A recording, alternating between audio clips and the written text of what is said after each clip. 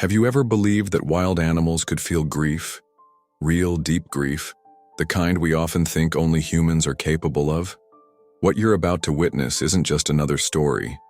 It's a journey into the unknown corners of compassion, instinct, and a bond that defied everything we thought we knew about the animal world. And it begins on the edge of the world, in the frozen heart of Alaska. The wind howled like a wounded spirit that night. Snowflakes the size of coins slammed against the windows of a small isolated cabin near Nome, where temperatures had dropped to a staggering 45 degrees C. Inside, a man named Aput sat alone, wrapped in fur-lined clothing, staring at the dancing flames in his fireplace, the only warmth in a sea of silence and ice. He had lived here for years, far from the noise of cities, far from people, far from everything but nature. But nature, as wild as it is, has its way of finding us, especially when it needs us most. Just past midnight, Aput heard something he would never forget. A low, rhythmic thumping, followed by a sound that didn't belong to the storm. A deep, trembling whimper. Soft, desperate, vulnerable. He reached for his flashlight, heart pounding against his ribs. Was it the wind playing tricks on him? Or something else? He opened the door, and the Arctic wind sliced through him like a blade. Then he saw it. Standing just beyond the edge of the porch light was a bear, not charging, not growling, but standing still, almost frozen, as if aware of the invisible line between fear and trust. Her eyes locked onto his, and in that moment, Aput saw something that no book on wildlife could ever teach. She was asking for help. Beside her, two tiny cubs, barely able to keep their footing in the snow, shivering, collapsing, trying to follow their mother. The storm raged around them, a cruel backdrop to a scene of pure desperation. This wasn't just a wild animal. This was a mother on the brink, pleading, not with teeth or claws, but with silence and presence. What do you do when a creature born to survive alone chooses instead to ask a human for mercy? Aput didn't know. No one would. Every instinct screamed danger. Every rule of survival in the Alaskan wilderness said, close the door, stay inside, do not interfere. But something ancient and unspoken connected them in that instant. Maybe it was the eyes. Maybe it was the way the mother bear didn't flinch. Maybe it was the cubs, barely holding on. Or maybe it was something buried deep inside Aput himself, a memory, a loss, a longing. This was the moment that changed everything, because what happened next was something no one could have predicted, something that would make headlines, spark debates, and leave even the most skeptical souls questioning the boundaries between human and animal, fear and empathy, survival and sacrifice. But to understand it, you need to step into that storm with Aput. You need to feel the cold, hear the silence, and face the choice he was about to make. To truly understand what happened that night, and why it mattered so deeply, we need to go back. Not just a few days, but years. Because the man in that cabin, Aput, wasn't always someone who lived alone in the frozen shadows of Alaska. Once, he was part of the noise. Aput was a wildlife photographer, known in some circles, invisible in others. He had traveled the world capturing the raw beauty of nature, always from a safe distance. Lions on the Serengeti, penguins in Antarctica, and yes, bears in the Alaskan wilderness. But something changed. Something broke. A decade before that fateful night, Aput lost someone. His daughter Malia, only 10 years old, died suddenly from a rare illness. She had loved animals, dreamed of becoming a wildlife rescuer, drew pictures of bears and wolves and taped them to the fridge. Her favorite was a mother bear with her two cubs. She said it reminded her of stories they used to read together before bedtime. After her death, the city felt unbearable. Every honk of a car, every flashing billboard, every human interaction felt hollow. So Aput disappeared, not from the world, but from the world as most people knew it. He moved north farther and farther until he found the one place quiet enough to match the silence inside him, a remote patch of land near Nome, Alaska. There he built his life around survival. Firewood, traps, preserved meat, books, and journals. Each morning began with a walk to check for animal tracks. Each evening ended with an entry in his leather-bound notebook. The silence became a companion, the wind a familiar voice. And sometimes at night he would stare out into the white void, wondering if the world had simply moved on without him. He wasn't bitter. He wasn't angry. Just distant, watching life from behind the frost-covered window of his own grief. But even in that distance, Aput remained connected to nature. He observed the migration patterns of birds, the territorial habits of wolves, the playful steps of foxes in the early morning snow. And occasionally, very occasionally, he saw bears. Not close, never close, but present, majestic, alone like him. The locals in Nome, a mix of Inuit descendants and quiet living settlers, knew of Aput. Some respected him. Others found him strange. They called him the Watcher. Rarely did he come into town, and when he did, he spoke softly, paid in cash, and avoided eye contact. But no one ever said a harsh word. In this part of the world, you respect the silence of others. You never know what it cost them. Still, Aput wasn't entirely without routine. Once a week, he visited a tiny general store to stock up on dry goods and supplies. He would trade photos, rare glimpses of the wild, for supplies, quietly slipping them to the shopkeeper without much explanation. Occasionally, he'd receive a letter from an old friend, but he never replied. And so, year after year, winter after winter, his life became a rhythm of solitude, until that night. That night when the blizzard howled louder than usual. That night when those eyes, not human, but hauntingly familiar, looked into his and asked for something no animal had ever asked of him. That night when everything shifted. It's important to realize just how rare such an encounter is. Bears, especially mothers with cubs, avoid humans at all costs. Their instincts tell them to run or fight, not plead. But this bear didn't run. She didn't fight. She stood and waited. Aput knew that behavior. He'd studied bears for years. This wasn't fear. This wasn't aggression. This was exhaustion and trust. A wild mother had brought her young to the door of a man known for being untouchable, unknowable, as if nature itself had chosen him. And perhaps it had. In Inuit tradition, it is believed that animals and humans share the same spirit, that the bear, especially, is a creature of wisdom and guardianship. Some say that when a bear appears at your door, it's the soul of someone returning, watching, testing, seeking something only you can offer. Maybe Aput didn't believe in spirits. Maybe he did. He never said. But as he stood in that doorway, face to face with the freezing wind and that fragile family of three, something old stirred in him. A memory, a name, a moment. Malia, his little girl with the drawings, the one who believed bears could be our friends, if we only gave them a chance. And in that moment, all the years of silence, all the layers of grief and frost seemed to crack, just a little. Because this wasn't just about survival anymore. It was about something much deeper. And whatever came next, he knew it would change everything. Aput stood frozen in the doorway, caught between instinct and something far more powerful. Emotion. The snow blew sideways, thick and biting. His boots crunched against the icy wood of the porch as he took one hesitant step forward, flashlight beam flickering across the drifts. The bear didn't move. Neither did the cubs. They remained where they were, about 5 meters away, close enough to be dangerous but far enough to speak of something else. Restraint. His hand gripped the edge of the doorframe. Every nerve in his body screamed retreat. This was madness. A bear, especially a mother bear, was unpredictable, especially under stress, especially with cubs. But she made no aggressive move. Her head was low, her breathing shallow. One paw, the left front, seemed to be injured, blood soaking the fur beneath. Her body trembled slightly, not from cold alone, but from sheer exhaustion. Behind her, the cubs huddled, their fur soaked with wet snow, their tiny bodies too weak to cry out. One of them, smaller than the other, collapsed onto its side. It didn't move. Aput's heart clenched. He had seen animals die before. Nature was cruel, honest, merciless. But this was different. This was a plea.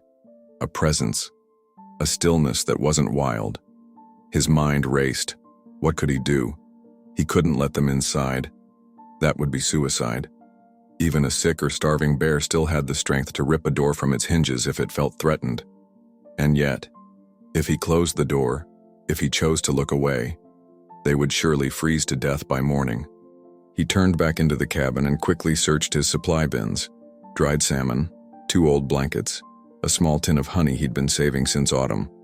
A single gesture, irrational perhaps, but driven by something deeper than logic. He stepped out again and placed the items slowly on the porch, never taking his eyes off her. The bear didn't flinch. She just watched.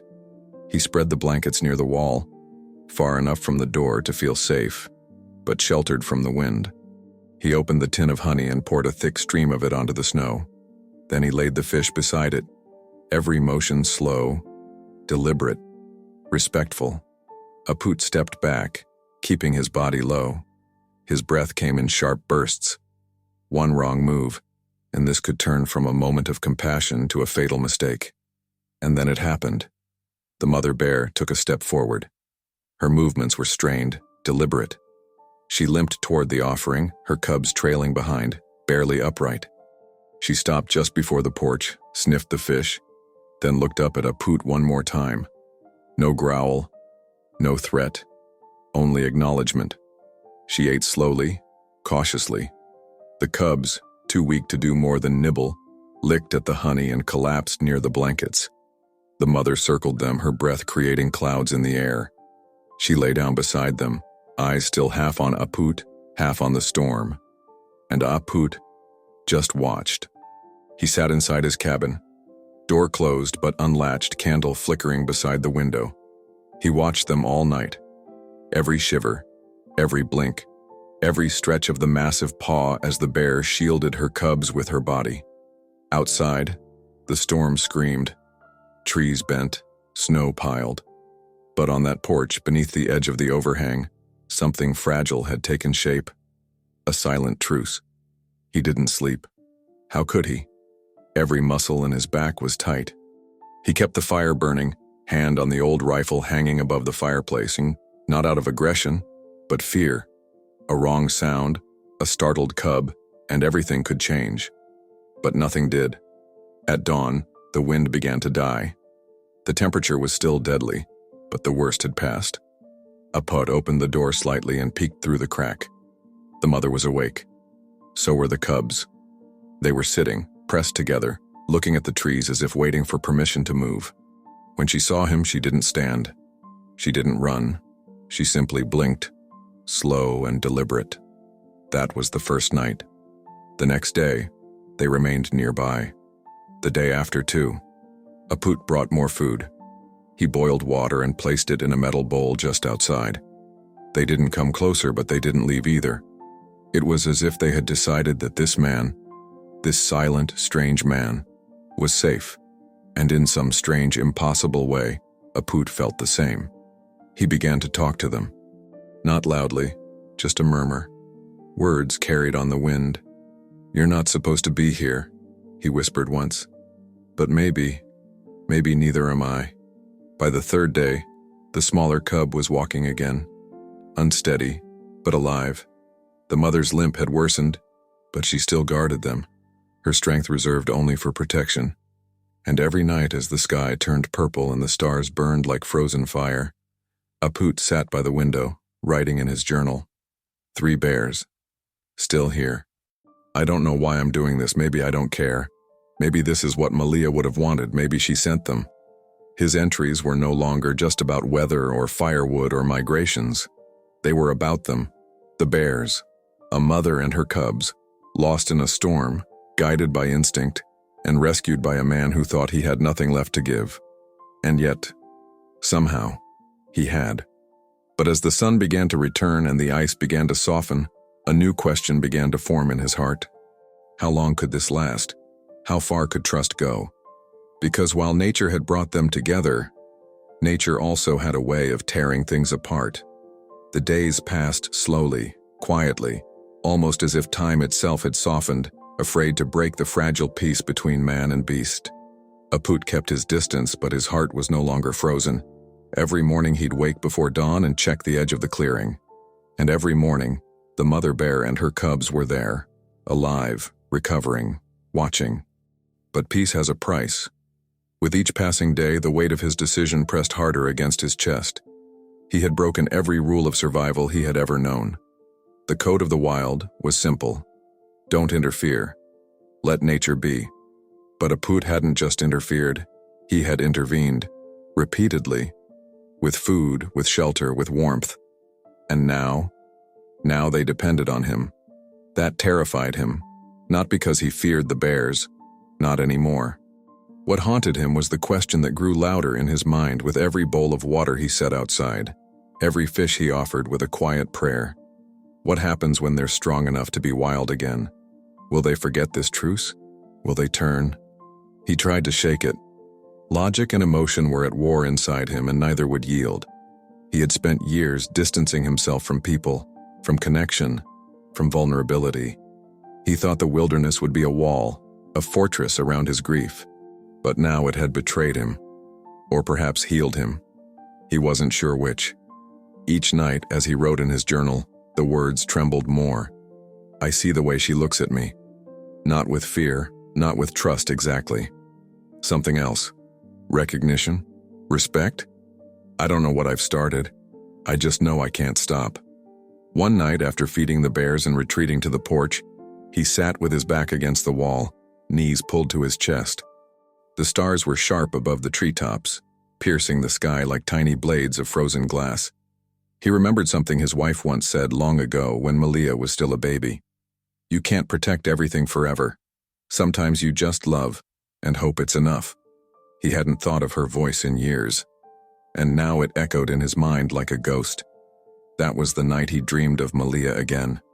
She stood beside a bear, not afraid, not in danger, just standing, smiling. The kind of smile that said, "It's okay, Dad, you're doing the right thing." When he woke up, the bears were still there, and so was the fear. Not fear of them, fear of after. Fear that this delicate bond would one day shatter, by instinct, by hunger, by fate, or worse, by the return of his own doubt. He began leaving food farther from the cabin, slowly encouraging them to regain their independence. The mother bear noticed. She hesitated the first time, then followed. The cubs, growing stronger by the day, followed her lead. It felt right. It felt wrong. He didn't know anymore. The townspeople wouldn't understand. He couldn't risk telling them. If anyone suspected he was feeding a wild bear family, the state would intervene. They might tranquilize her, relocate her, separate her from her cubs, or worse.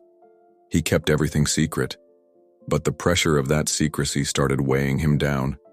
He barely slept. His eyes were tired, his steps heavier. He knew that a single misstep could end it all, for them or for him. Still, he continued.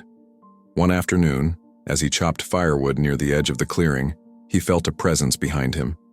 Not the wind, not a sound, just a shift, the way the air feels when something is watching.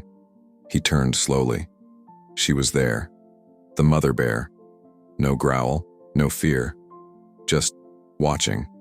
Her cubs were several meters behind, pawing the snow. She didn't approach, but she didn't retreat either. Aput didn't move. He stood still, the axe still in his hand, breath clouding between them. Then she did something he never expected. She lowered her head, not submissively, not in threat, but in acknowledgement. A moment. Brief, profound. Then she turned and walked away. That evening he wrote, "She came close today, close enough that I could see the scar on her paw. It's healing. So are her cubs. So am I think. But the healing came with shadows. Every gain reminded him of what he might lose again. Every step they took away from the cabin was one step closer to goodbye. And for the first time in years, Aput wasn't sure he could handle another loss. Because in giving them a second chance at life, they had unknowingly done the same for him. He didn't want to hold on. He knew he couldn't. But the fear of that final day, when they would disappear into the forest forever, began to haunt him like the storm had once haunted his cabin walls. Still, he carried on, because compassion, once awakened, does not return to sleep easily. And the bond they had formed, as impossible, fragile and silent as it was, had already rewritten the rules. The wilderness was watching, and so was he. But soon, something would change. Soon, the balance would shift. And no one, not even Aput, could prepare for what would come next. The days were getting longer. Slowly, the deep silence of winter was giving way to the distant sounds of dripping ice and cracking snow. Spring was still weeks away, but the air had begun to shift. The wilderness, always whispering, now seemed to be holding its breath. So was Aput. The bears had started venturing farther from the cabin. First a few meters, then entire days where they disappeared beyond the ridge. Aput watched them go, watched them come back. Each time they returned, something inside him exhaled, as if they had taken a piece of him with them and brought it safely home. But everything changed the morning he found the blood. It stained the snow near the far edge of the clearing, fresh, deep red against white. At first, he thought it might be from a kill, a rabbit or squirrel perhaps. But then he saw the tracks. Large, heavy, too large to belong to his 3 bears. Too wide, too spaced. It was a male. A full-grown adult male bear had passed through the area. And by the looks of it, recently. Aput's heart dropped. He knew what this meant. Male bears are territorial, especially as food becomes scarce and mating season approaches. And worse, they are known to kill cubs. Not for sport, not for hunger, but to force the mother into estrus. It's brutal. It's instinct. It's nature. And it terrified him. He scanned the horizon, called out softly, not daring to shout. There was no sign of them. No fur. No movement in the trees. Just the wind and the cold returning to his chest like a knife. He waited. For hours. No sign. As the sun began to set, shadows stretched across the snow like dark fingers. He stood at the edge of the tree line, rifle in hand, shaking. Not with cold, with dread. Then he heard it. A low growl, not threatening, but strained. Then a familiar figure emerged through the underbrush. She was limping again. The mother bear dragged herself slowly into the clearing, her fur matted with snow and dirt. She was breathing hard. Her eyes, once steady and silent, were now frantic. Behind her, only one cub. Aput's chest tightened. The smaller one was gone. He didn't need confirmation. He didn't need to see the trail. He could read it in her face, in the way she kept glancing behind her, in the guttural noise rising from her throat. A sound that was neither roar nor cry, just pain. He dropped the rifle and ran forward before he could stop himself. The remaining cub stumbled beside her, limping but alive. The mother collapsed near the edge of the cabin, too weak to move. The snow around her was stained pink. Aput stood there, helpless. This wasn't just another rescue. This was a choice. He could let nature take its course. Step back and allow the laws of the wild to unfold, even if that meant watching the only creatures he had connected with in a decade fade into death and memory. Or he could do something unthinkable. He turned, went inside the cabin and gathered everything. Blankets, fish, his emergency medical kit. He even dragged out his old sleeping bag and fashioned a shelter from tarps and logs just outside the cabin, forming a crude wind barrier.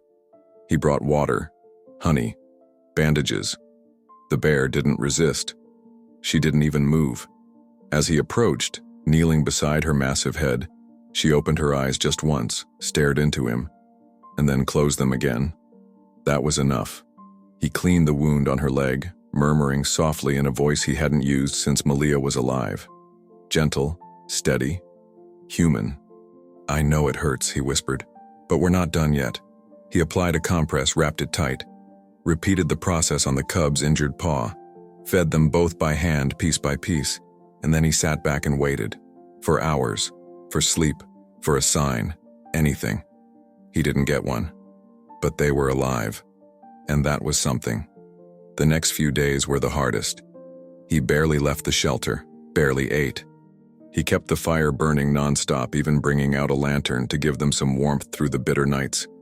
His eyes were red, his hands cracked and bleeding, but he kept going. Because now it wasn't about logic or fear or survival. It was about love. Real, silent, primal love. The kind that has no language, no rules. The kind that exists between souls that were never meant to find each other, and yet did. And that love demanded action. By the 5th day, the mother bear stood again. She moved slowly, carefully, but she moved. The cub limped beside her, pressing its head to her side like a child afraid of the dark. Together they stood at the edge of the trees and turned back to look at him. Just once, and then they vanished into the forest. Aput stood there, arms crossed against the cold, breath caught in his throat. He didn't cry. Not then. Not until the next morning, when he stepped outside and found the snow untouched. No paw prints, no sign. Just silence. And in that silence, something both shattered and healed inside him. He had crossed a line, gone beyond what even he thought he was capable of. He had made a choice, not just to save them, but to break the cycle of watching and waiting. He had chosen to be part of their story, even if it meant risking his own. He had done what no wilderness rulebook would ever advise. He had opened his door, and now, he had to live with whatever that meant. The forest had gone quiet. In the days after their departure, Aput felt the weight of absence more heavily than he had ever imagined. It wasn't just the silence. He was used to that. It was the stillness where life used to be. The clearing outside the cabin now seemed larger, colder, emptier. He spent hours walking along the tree line, eyes scanning the snow for tracks. But the wind had swept everything clean. No paw prints, no signs, only memory. He kept the tarp shelter intact. Something told him not to take it down. Maybe it was hope. Maybe it was foolishness. But it remained, like a shrine to the decision that had changed everything. Then, one afternoon, nearly a week after the last glimpse, he found something near the edge of the trees. A fish, not a fresh one, not placed for feeding. This was different. Partially eaten, but not scavenged. It had been laid carefully on a flat stone just within his view, as if offered. Aput knelt, staring at it. The air stung his eyes, but it wasn't the wind that made them water. He didn't know if it was the bear, there was no proof, but somehow in his gut, he knew. It was a gesture, a message, a circle completing itself. Over the next few days, small things began to appear. Bones arranged neatly, fur tufts in soft piles. Never threatening, never wasteful. It was as if the forest was acknowledging him, as if they had chosen to stay connected, even from afar. Then, on the coldest night of early spring, it happened. Aput was splitting wood when the sound came, low, deliberate footsteps behind him. He turned slowly, heart racing. She was back. Not limping this time. Not desperate. Just present. The mother bear stood at the edge of the clearing, larger now, stronger. Her fur shone under the moonlight like woven silver. And beside her, the cub, taller, sturdier, but still unmistakable. Aput didn't move. He couldn't. They approached together, cautiously but without fear, until they stood just outside the circle of firelight, close enough for their breath to fog in the air between them. And then, the most unthinkable moment of all, the mother sat down, a gesture so profoundly trusting it took Aput's breath away. In the wild, for a bear to sit in the presence of a human is to say, "I am not threatened. I will not attack. I see you." And she did see him. So did the cub. For minutes that stretched into eternity, they remained like that. Silent, motionless, together. A communion not of words, but of something deeper. Recognition, respect, maybe even love. Aput felt tears sting the edges of his eyes. He didn't reach out. He didn't dare. He simply nodded. And in that nod, everything passed between them. "I remember. Thank you. Go on." They stood again. The mother gave a low grunt, and the cub turned. They vanished into the trees once more. But this time it didn't feel like an ending. It felt like a promise. From that moment forward, the visits became part of his rhythm. Never regular, never predictable, but always deliberate. Sometimes he would find them resting near the shelter he had built. Other times he would hear soft growls or see eyes gleaming in the moonlight. And once in early May, he woke to find paw prints circling the cabin, not aggressively, just present, like a quiet hello in the language of the wild. Then came the day the wolves came. 3 of them, lean, hungry, driven south from their range by a late-season snowstorm that had killed most of their prey. Aput had just stepped outside to retrieve water from the nearby stream when he saw them near the tree line, teeth bared, eyes locked on him. He froze. Wolves don't usually attack humans. But these weren't usual times, and these weren't usual wolves. They were gaunt, desperate. One moved forward. Aput backed up slowly, toward the cabin. His rifle was inside. He cursed himself for leaving it. The wolf snarled. The other 2 followed, weaving through the trees, circling. Then, a sound like thunder tore through the forest. A roar, primal, explosive, undeniable. And there she was, charging from the left side of the clearing, massive paws pounding the snow like war drums. The mother bear. She didn't hesitate. She didn't pause. She barreled straight toward the wolves with a rage Aput had never seen in any creature, not even her. The wolves scattered instantly, yelping as they fled. One clipped a tree and limped into the woods. The others vanished like smoke. She stood there afterward, chest heaving, watching them disappear.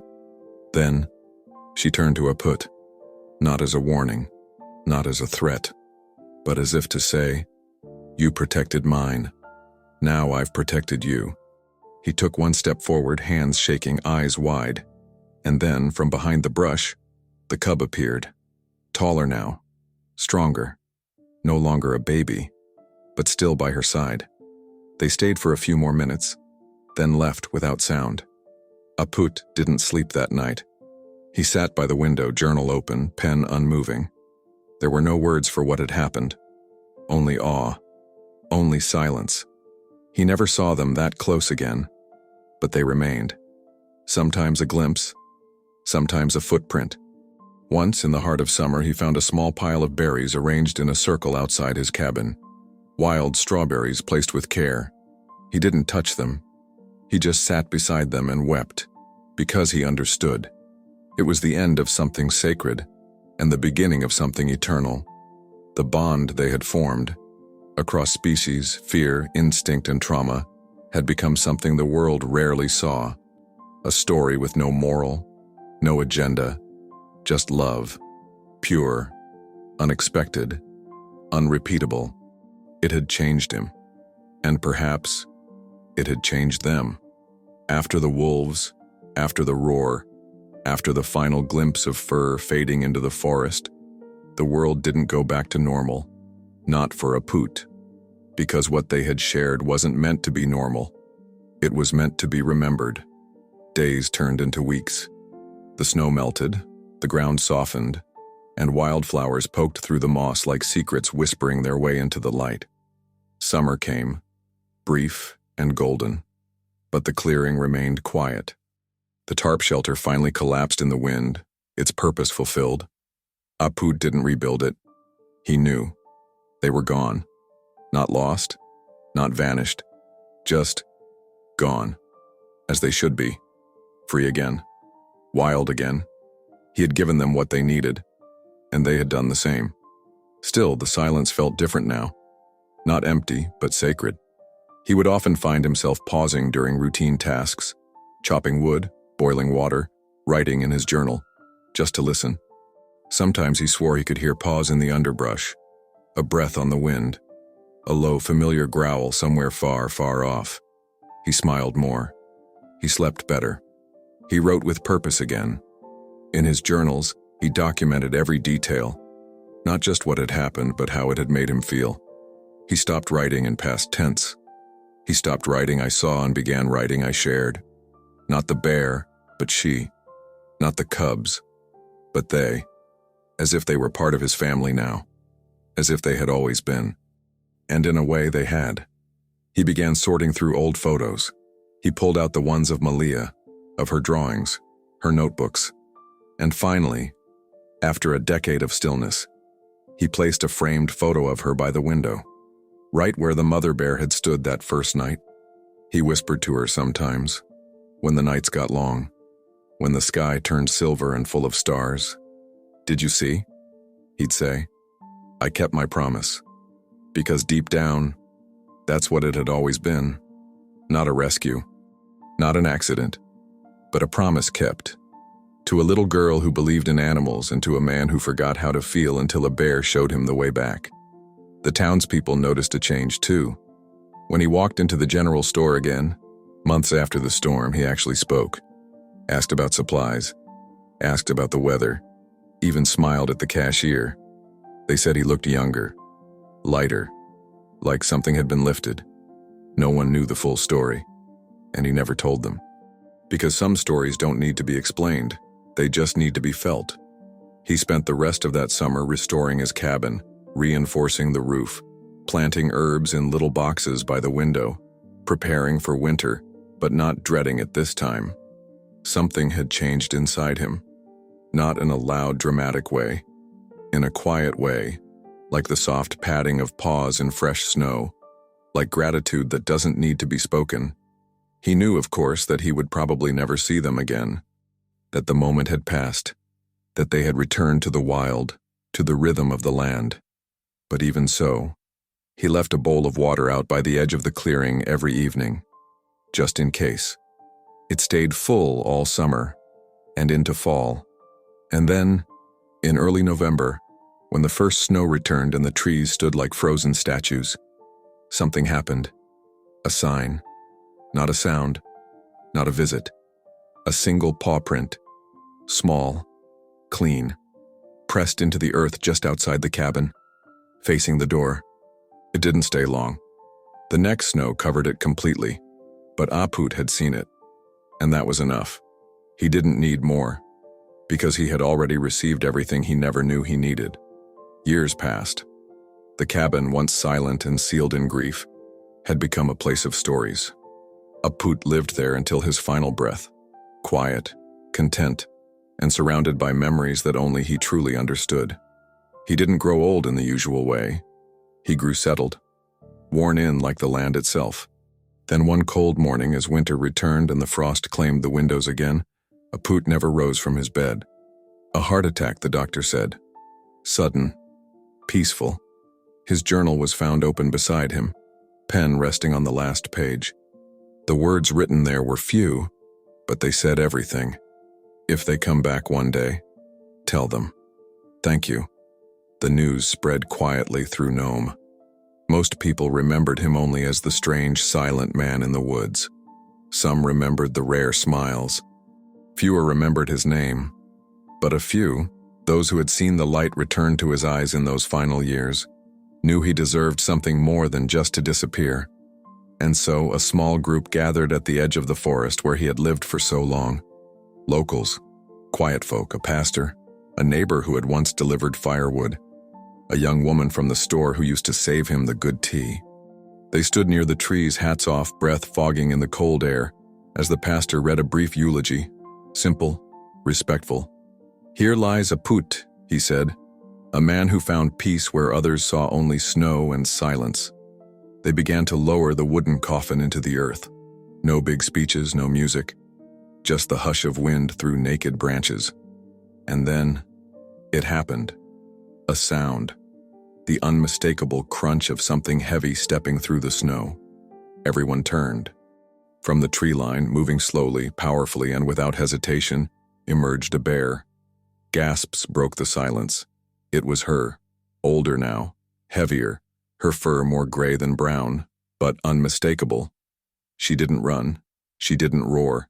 She walked. Step by deliberate step, she approached the burial site. People stepped back. Some reached for phones.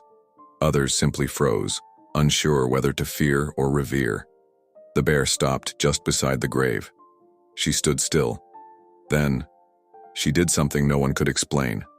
She sat, Not like a beast resting, but like something waiting, honoring. Her head bowed, her breathing slowed. The entire forest seemed to still with her. One of the townsfolk whispered, "It's not possible." Another replied, "But it's happening." No one moved. No one dared.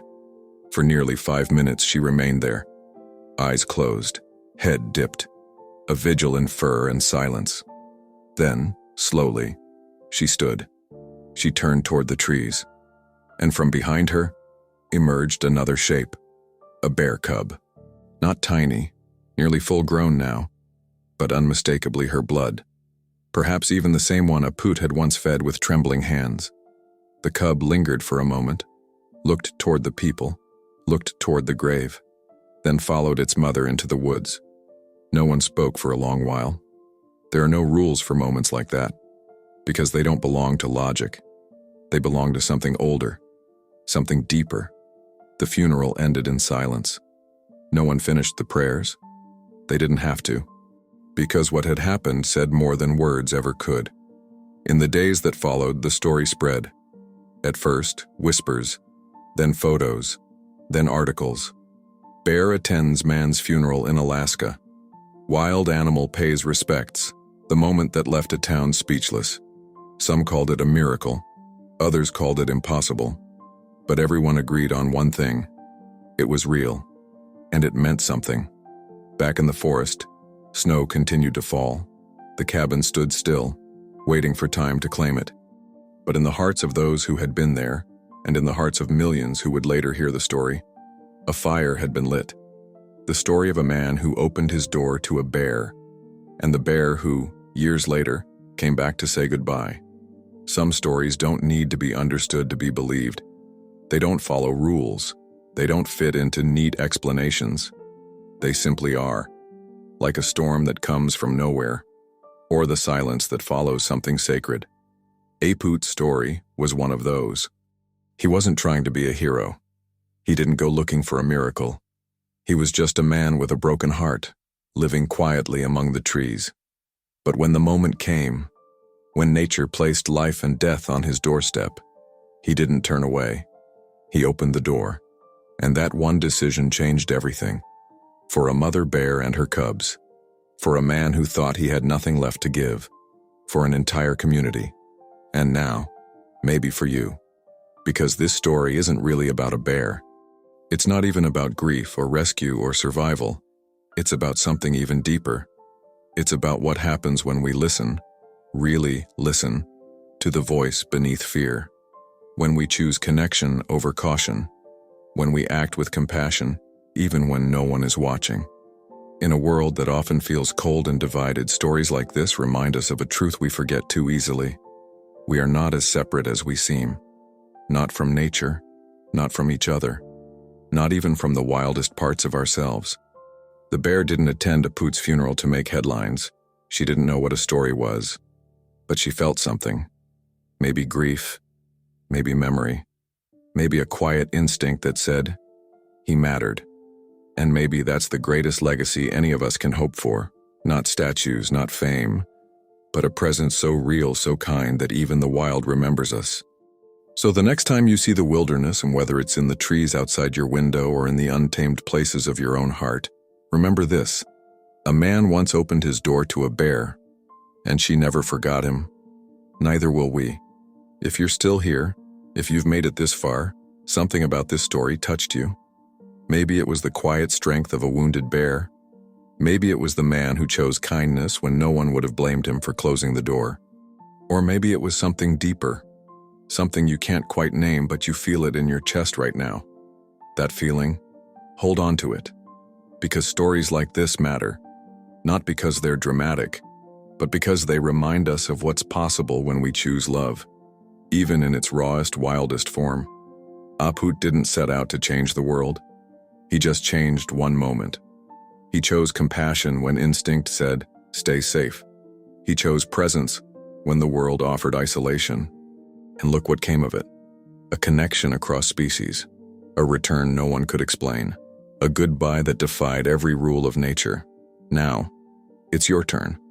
If this story moved you, truly moved you, we invite you to subscribe to this channel, not just to stay updated, but to be part of a growing family of people who believe stories like these deserve to be remembered, who believe that empathy is power, that nature has something to teach us, if we're willing to listen. Click that red subscribe button below, and don't forget to hit the bell so you don't miss the next story. Because the next one, it's just as powerful. It's about a lone wolf who saved a little girl, and how his howl at midnight warned an entire village of a danger no one saw coming. Yes, that happened. And it's coming up next. As soon as this video ends, it will appear right here on your screen. Stay with us. You don't want to miss it. And before you go, think about this. If a wild bear can recognize kindness, what are we capable of when we show it to one another? Let us know in the comments below. What part of this story touched you the most? Was it the funeral, the rescue, the silent bond between species? We read every comment, every word, because this isn't just about telling stories. It's about sharing them. And if you haven't already, please give this video a like. It tells the algorithm that stories like this matter. It's a small click for you, but it could be the reason someone else hears this story too. And hey, if you haven't answered yet, where are you watching this from? We've had people comment from all over the world: Brazil, Norway, South Africa, Japan. This community is global, and we want to know where you are. Drop your country or city in the comments. You never know who might reply. One more thing before we go. This channel isn't just about animals, it's about the wildest parts of the human heart, about love that makes no sense, about courage without witnesses, about the unseen stories happening every day, in forests, in oceans, in the skies, and in people like you. So if you felt something today, you belong here. Truly, thank you for staying. Thank you for listening. Thank you for feeling. We'll see you in the next story. Just wait a few seconds, it's about to appear. Go ahead and click it. You won't believe what a wolf did to save a human life.